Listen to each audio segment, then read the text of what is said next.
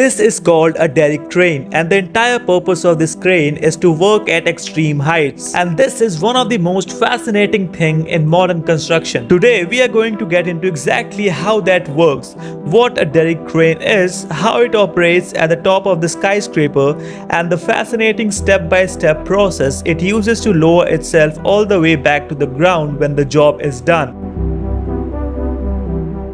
First, let's get clear on what a Derrick crane actually is, because it looks very different from the tower cranes which most people recognize. A Derrick crane is a compact, purpose-built lifting machine. It doesn't have the tall mast and long rotating jib of a tower crane. Instead, it's relatively small, low profile, and incredibly strong for its size. The Derrick crane is used for vertical material transportation, means lifting heavy, bulky materials, particularly in confined spaces or high-rises scenario where other cranes cannot operate. Before the Derrick crane can move anything up and down, it has to get up to the roof in the first place. And it is done by lifting it in pieces through tower cranes and elevators. The Derrick cranes arrive on the side broken down in manageable components: the mast sections, the boom, the cable drums, the anchor hardwares, and the rigging equipments. The tower crane lifts each piece up to the roof, and small crew of riggers assemble the Derrick crane.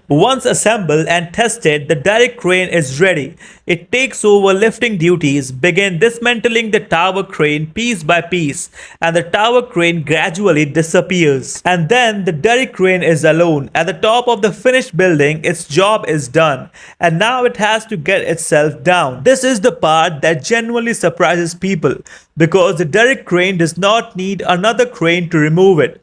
It uses a method called controlled self-lowering. Before dismantling the Derrick crane, they calculate everything: weight of every component, balance points, wind speed limit, roof load capacity, and safe lifting zones. Because dismantling is more dangerous than assembly, one mistake can cause swinging steel, roof damage, and accidents. So entire sequence is planned in advance. So the first parts removed are usually main hook block, wire ropes, pulley lines, and lifting attachments. Because these are hanging parts and that can swing in wind, workers carefully unwind the cables. Hook blocks are lowered down separately. Now the crane becomes lighter and safer to work on. At the rear of the Derrick crane are heavy counterweights. These keep the crane balanced during lifting. Each weight can be extremely heavy, so workers remove them one by one.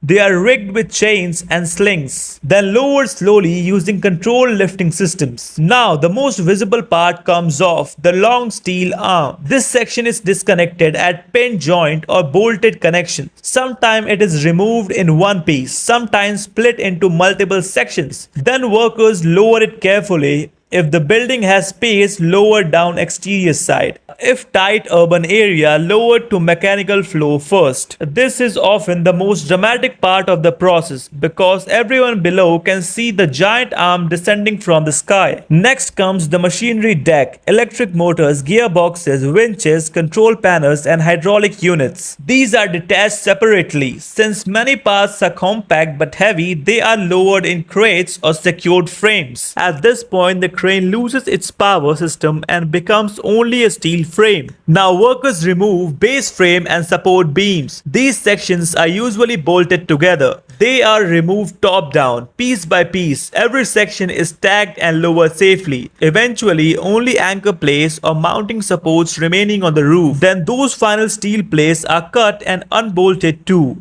The crane is officially gone. Now, how long does it take to do all this process? If it is small, it takes 1 to 3 days. If it is medium, it takes 3 to 7 days. And if it is complex skyscraper roof derrick, then it takes 1 to 2 weeks. And now you finally know the whole process, how a rooftop crane make it to the ground.